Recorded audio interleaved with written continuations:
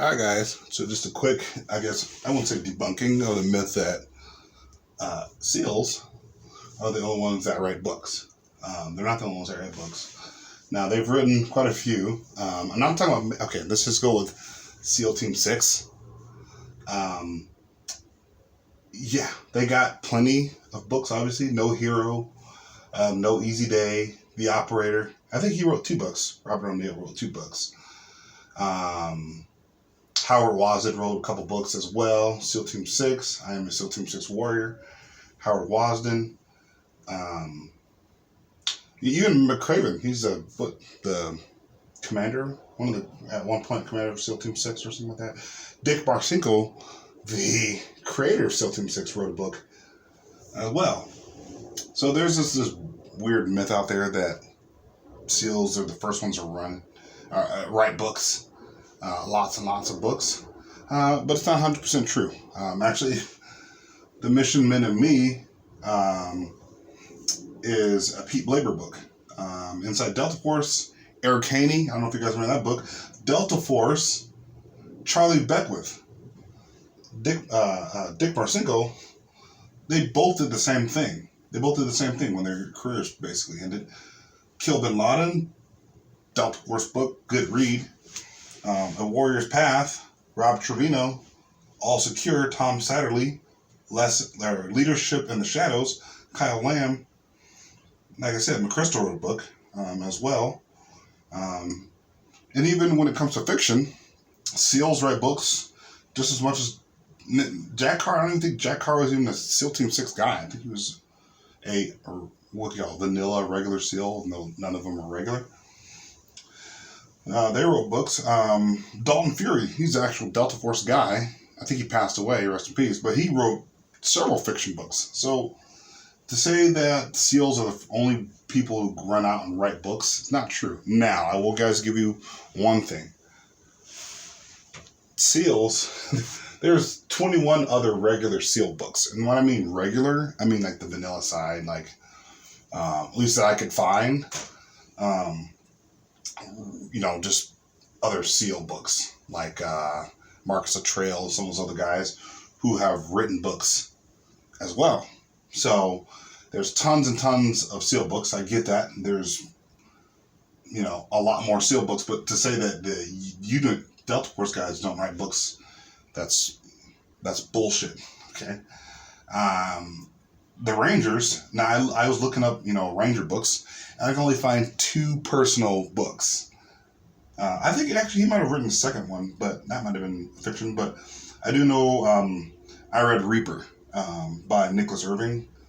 Great book. Leo Jenkins was a Ranger medic.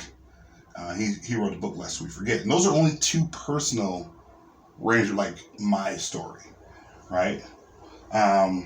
So to say that the unit carries itself more professionally than SEAL Team 6 in regards to writing books is not true. And these are only the books I could find, by the way, guys.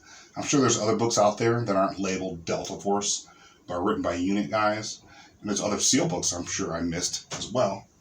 But I'd probably say the most professional unit out there is the Rangers, actually.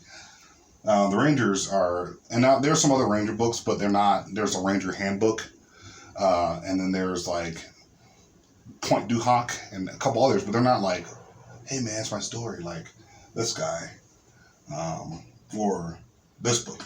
I read this book. It's a good book though, by the way. These are good books. I'm not saying they're not good books. I'm just trying to debunk the fact that that Delta Force aren't looking to make a name for themselves when they get out. A lot of these guys do write books.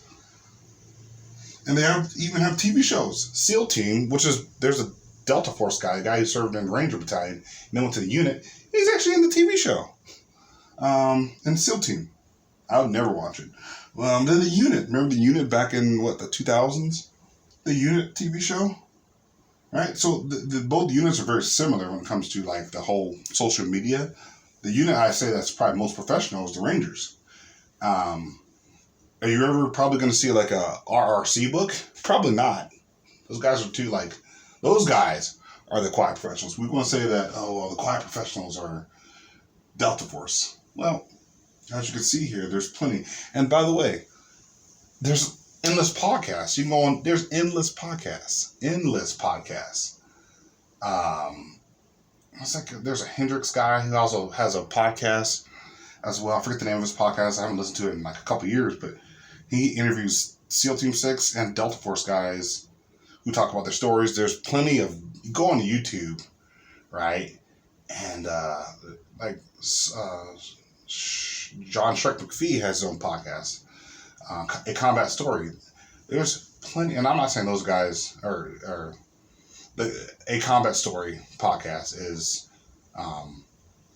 a guy, he's a pilot, but he interviews Delta Force guys all the time. So to say that the only people who are like just craving media attention is SEALs is not true. Unit guys crave just as much attention